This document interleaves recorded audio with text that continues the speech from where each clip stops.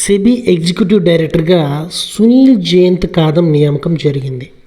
అయితే SEBI executive director యొక్క విధులు ఏంటంటే సెబీలోని నిర్దిష్ట విభాగాలను వాటి యొక్క పనితనాన్ని పర్యవేక్షించి దానికి సంబంధించినటువంటి నివేదికను చైర్మన్కి అందించడము మరియు సెబీలోని నిబంధనలు అమలు చేయడంలోనూ పెట్టుబడిదారుల యొక్క ప్రయోజనాలను కాపాడటంతో పాటుగా సెక్యూరిటీ మార్కెట్ని ప్రోత్సహించడంలో కీలకమైనటువంటి పాత్రను పోషిస్తారు.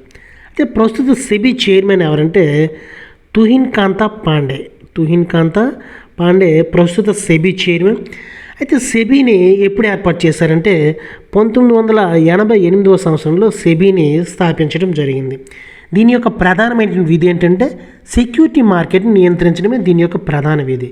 అయితే సెబీ యాక్ట్ను పార్లమెంటు 1992వ సంవత్సరంలో తీసుకొచ్చింది.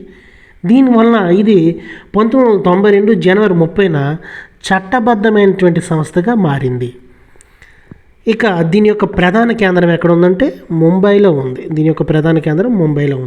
ఇక second one, first women fighter pilot in the Indian navy.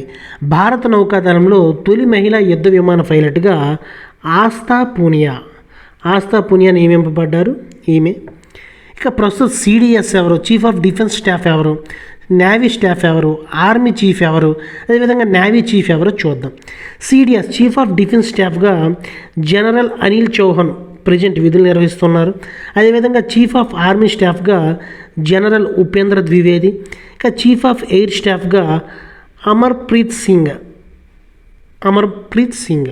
ఇక చీఫ్ ఆఫ్ ద నేవీ స్టాఫ్గా అడ్మిరల్ దినేష్ కే త్రిపాఠి విధులు నిర్వహిస్తూ ఉన్నారు. ఇక ప్రస్తుత CEO of the international cricket council, అంతర్జాతీయ క్రికెట్ కౌన్సిల్ CEOగా సంజయ్ గుప్తా నియమింపబడ్డారు.